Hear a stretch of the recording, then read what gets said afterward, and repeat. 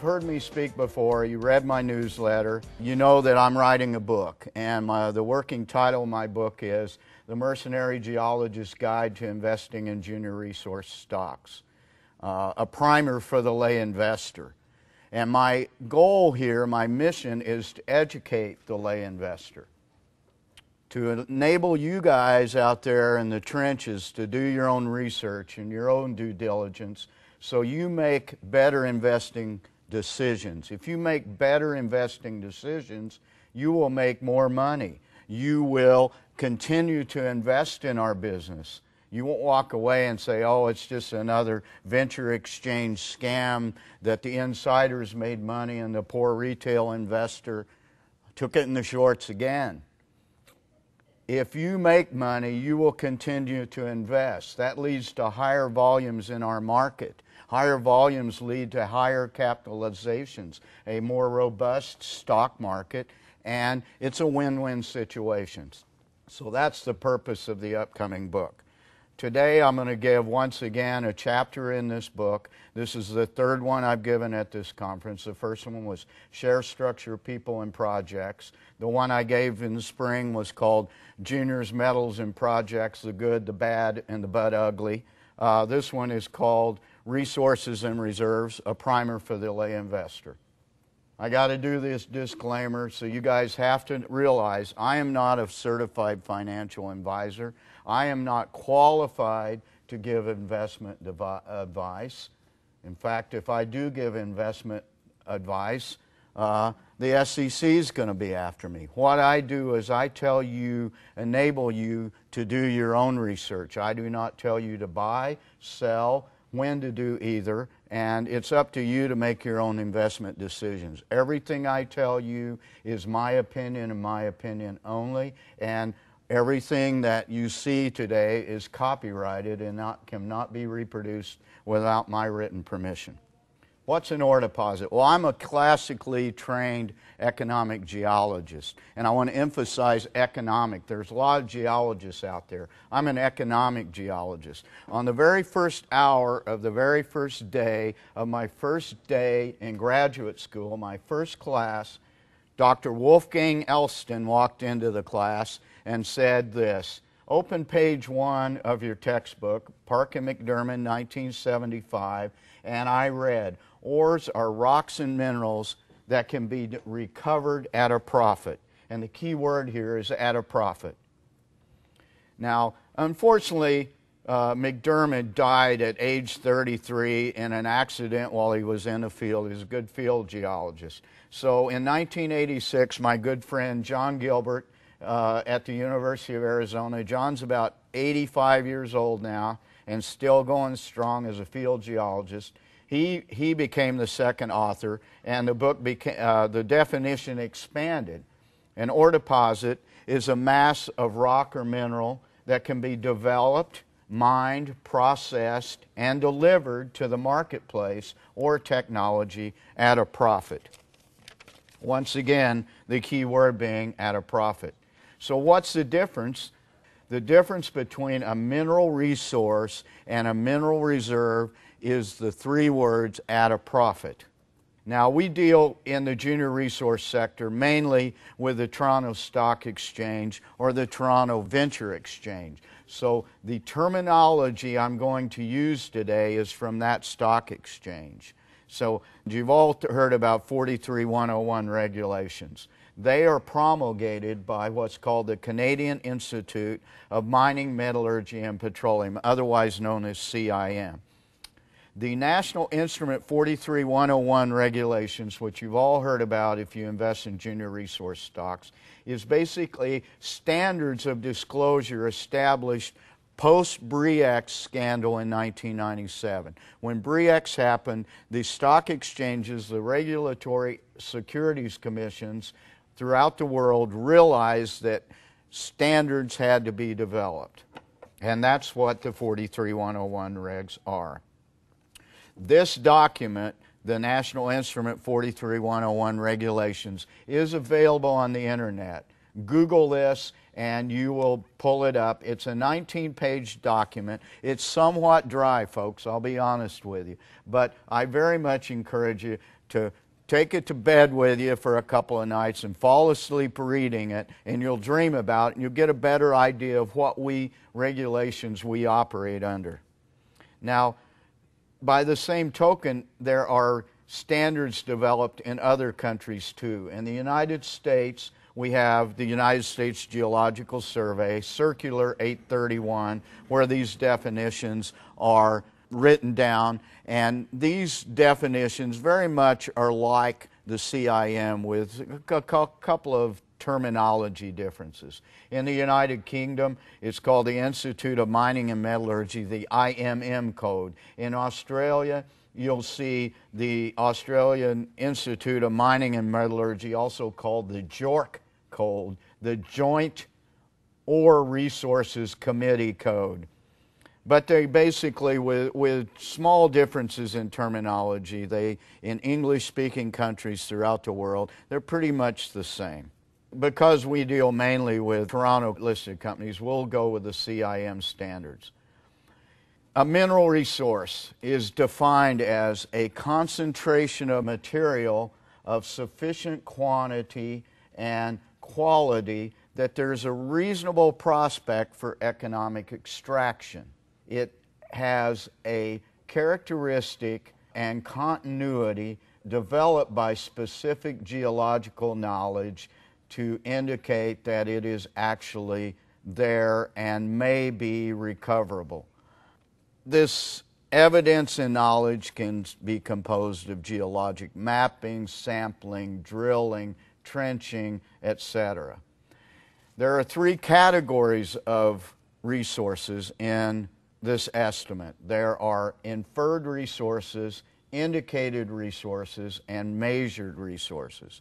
And they are known in increasing geological confidence and knowledge.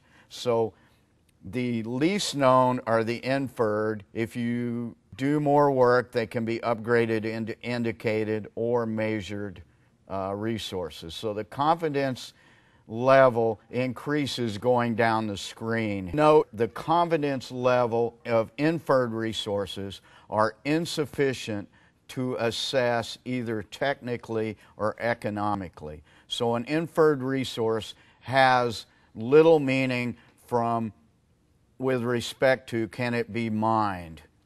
And I want to emphasize that. Mineral reserves, on the other hand, are the economically mineable part of resources. A mineral reserve can be developed only from measured or indicated resources. Remember, we just looked at inferred cannot be assessed economically. So only the measured and indicated portion of a resource can eventually be upgraded into a reserve.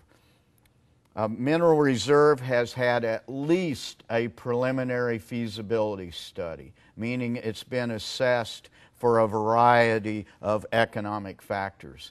And it is economically extractable at the time of the report, and I want to emphasize the time factor here. In addition, you will always notice when you read press releases that the mineral reserve is smaller than the mineral resource, and there's a very good reason for that. Mining is a very inexact science, both technically and mechanically by the machinery you're using. For instance, let's look at an open pit mine, and we have an ore body, and we know the limits of that ore body from blast holes at certain centers. But we come in with our equipment, and we have big trucks and dump trucks and shovels and front end loaders. So you're scooping up the material and putting it in a truck. Well, you can't cut that boundary exactly, right? So sometimes waste goes into the ore pile, and conversely, ore goes into the waste pile. So that would include your dilution and your loss allowances. So always the reserve is going to be smaller than the resource. So mineral reserves have two categories, not three like resources. They have probable and proven. Remember that inferred cannot be upgraded into a reserve. So a proven and a probable ore reserve is the economically viable part of that deposit. It's an economically viable project. And we know it's economically viable because we've applied the so-called modifying factors to that. And these modifying factors include the costs of mining, the costs of processing, the cost of metallurgical recovery, economic factors, the market, legal factors, how much it's going to cost us to pay our lawyers and permit the deposit, the socioeconomic factors, especially important in the developing countries. Are we going to have to build schools? We're going to have to help the people with, build them a health facility. We're going to have to buy them toothbrushes because literally in some parts of the third world that I've worked in, I'm the only one there with a full set of teeth and a toothbrush. So these sort of factors very much important in the third world. Environmental factors, what's the mitigation we're going to have to do? What's the remediation costs? The reclamation cost, and also government factors, and those would be something like royalties and taxes. So to move a resource into a reserve category, these 9 factors at the bottom come into play. You know, everybody says, and being a geologist, a picture's worth 1,000 words. We have mineral resources on the left, a mineral reserve on the right. The y-axis is increasing level of geological knowledge going down the page, and over the x-axis are the so-called modifying factors, that list that I gave you in the previous slide. So we look up here and you look at inferred resources, and you see that an inferred resource, as I've talked to you about, cannot go into a reserve category. It sits up there all by its lonesome. Then we have indicated and measured, and increasing geologic knowledge. Once the modifying factors are applied, those can be upgraded into a probable reserve and a proven reserve. You also notice that a measured resource can, instead of going into a proven reserve, can also go into a probable reserve because of the modifying factors. Let's suppose that the price of copper today is what? It's almost $3 today. So material that was not ore a year ago when the price of copper was $2 perhaps is ore today. So you will note that a probable reserve, depending on a time factor and the economics at that particular time, can revert back to a resource. So the key thing here is the time factor involved. So a mineral reserve, or if you will, an ore reserve, a definition I gave you before, is a quantified mass of rock or mineral that can be developed, mined, processed, and delivered to the marketplace or technology at a profit. So how does this apply to you lay investors? It applies to evaluating a company for investment. And you should realize that a so-called 43-101 or historic mineral resources is essentially just a mass of mineralized rock with a highly elevated content of some mineral commodity compared to normal crustal abundances. It has little or no economic input within it. So a resource is essentially a very strong geochemical anomaly. And we see this time and time again where people confuse a mineral resource as a mineral deposit, as an ore deposit, and it is far from that. There are very few companies that will ever take a mineral resource and make a mine out of that mineral resource. And you need to realize that. So I'm going to kind of jump a little bit, and I'm going to define what a historic resource is compared to a 43-101 resource. A historic resource is pre-2001 exploration and development work. So you remember that we had BRIACs, and then it took the regulatory agencies 4 years during our dead time in the business to develop the regulations. So any work done before 2001 is a historic resource. It requires new work, generally new work, to upgrade to a 43101 resource. And that could be as simple as having a geologist, a quote, qualified person, evaluate the historic data and said, this data is good enough that we can put our name behind it as a qualified person to convert it into a 43101 resource. Most often it requires additional drilling, additional sampling, confirmation drilling, where you see Company A pre-2001 had a drill hole here. Company B comes in 2004 and basically drills the same hole to confirm the previous results. This work has to be signed off by a, quote, qualified person. I'm a qualified person. A qualified person will have a designation behind his name. In Canada, it's called a professional geologist or a professional engineer, a, quote, PGO or PEng. In the United States, I am a certified professional geologist, a CPG. You can also see designations in the United States, for instance, a Wyoming professional geologist or a California professional geologist. All throughout the world, these regulatory agencies recognize each other's qualifications. So as a qualified person, as a CPG, I can sign off on projects in Canada, and I can sign off essentially for projects throughout the world on various stock exchanges. The other designation you'll see quite commonly is AIMM, and that's the Aussies. Aussie geologist living in Vancouver has got AIMM behind him. That's the Australian Institute of Mining and Metallurgy. He's a qualified person with that designation. So historic resources, they're kind of funny things. A historic resource could previously have been a mineral reserve. I'll give you an example. The Grants Mineral Belt, one of my favorite companies, Strathmore Minerals, has resources in the Grants Mineral Belt about 90 minutes from where I live.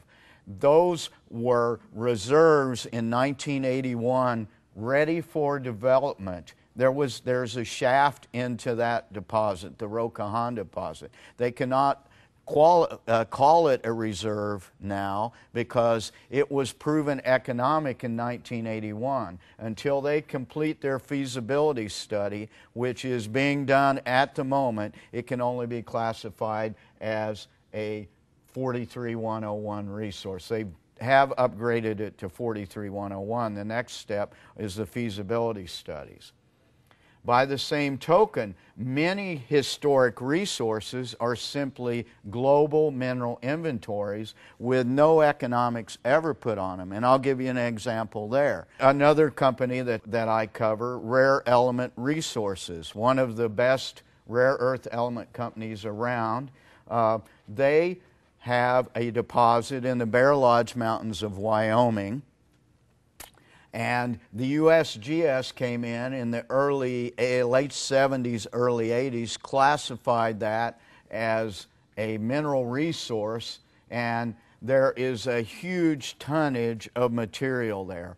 But that was essentially, when you see the USGS or the U.S. Bureau of Mines or the Canadian Geological Survey talking about mineral resources, those are just global mineral inventories. So you have to be careful in that regard. Those require significant exploration to even become upgraded into 43101 resources. Rare Element Resources has now converted theirs into a 43101 qualified resource with 2 rounds of drilling. Mineral resources versus mineral reserves. We've talked very much about the economic factors. Now I want to talk about, I've alluded to the other factor, which is time, and I want to talk about that.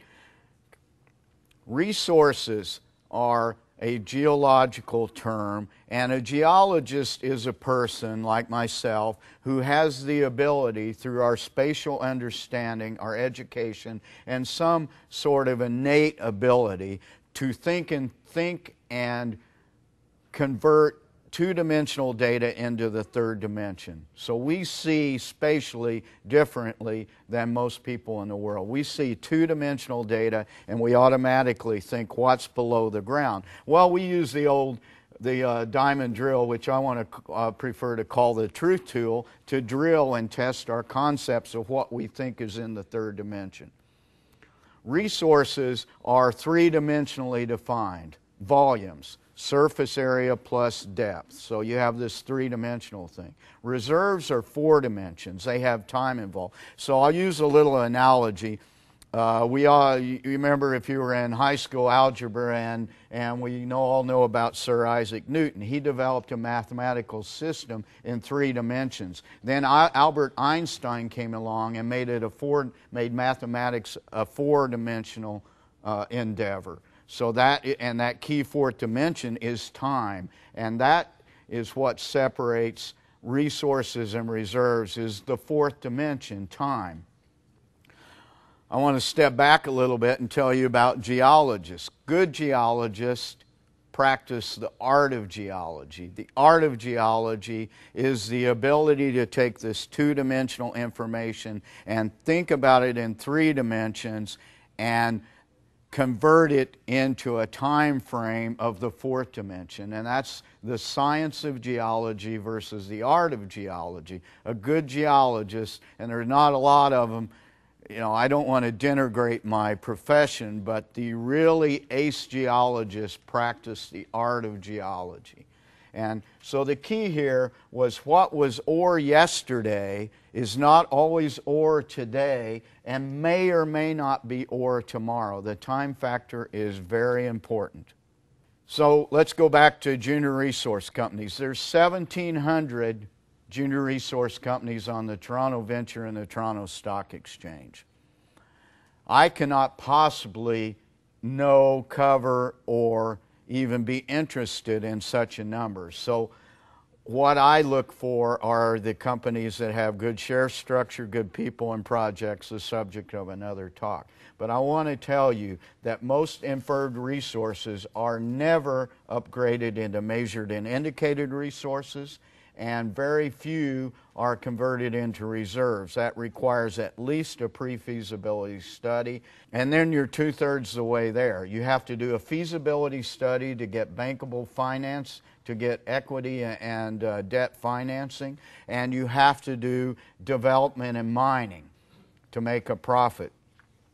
So immediately you reduce that 1,700 juniors to probably about somewhere between 50 and 100 will ever develop a mine, and very few of those even will make a profit. Rick Rule says that for every 10 mines that are developed, 5 lose money, 4 trade dollars, and 1 makes windfall profits. So this is really a tough business, and it makes investing in this business for the long term very difficult, which is why I'm a trader. I don't stick with these juniors very long generally. I take my money off the table when they double, and I play with the rest if I really like the company. If I take my money off the table, then I'm playing with house money or somebody else's money. I might even be playing with your money by that time. So you need to trade junior resource stocks. The buy and hold concept I do not think works in junior resource stocks. So to reiterate, very few juniors achieve the goal of mining a deposit. Even fewer succeed at making a profit doing that. And mining is seldom a viable exit strategy. You want to pick juniors that have more than one exit strategy than selling to a major mining company or mining a deposit. Most juniors do this. They mine the stock market. They don't mine deposits, they mine the stock market. But think about it, folks. What do we do as investors? We mine the stock market. We're not looking generally for mines that are going to make a profit. We don't stick with these companies that long. We're mining the stock market too. Mark Twain, he was a coward. He fought during the Confederate War, and he ran away from the Confederate Army, and he went AWOL. And he ended up in Virginia City in the Comstock Lode. And he wrote a whole book about his experiences out west called Roughing It. And he was a reporter. He was a newsletter writer. And he talks about, if you've ever read Roughing It, his trunk full of worthless stock certificates. He got paid in stock to write articles about companies. Where have we heard that? And he talks about things, if they didn't have a good deposit, if the silver deposit that he was covering this company, he would elaborate on how well they build their tunnel, or how their mine buildings are the class of the Virginia Comstock Lode. And so he ended up with a trunk full of worthless stock certificates. But a chapter in that book is called How I Became a Millionaire for 10 Days and Lost It. So he was involved with a company which was promotional, and the stock went running, and he didn't sell the stock, and he was a millionaire for 10 days, and then he was a penniless journalist again. So he said something at one time, we can't really find this quote, a mine is a hole in the ground with a liar standing beside it. And in some ways, the junior resource sector is very much like this. These people, they generally are not lying to you. They just believe in what they're doing, and they sometimes are blinded by what they consider to be something that's going to make money, and it doesn't.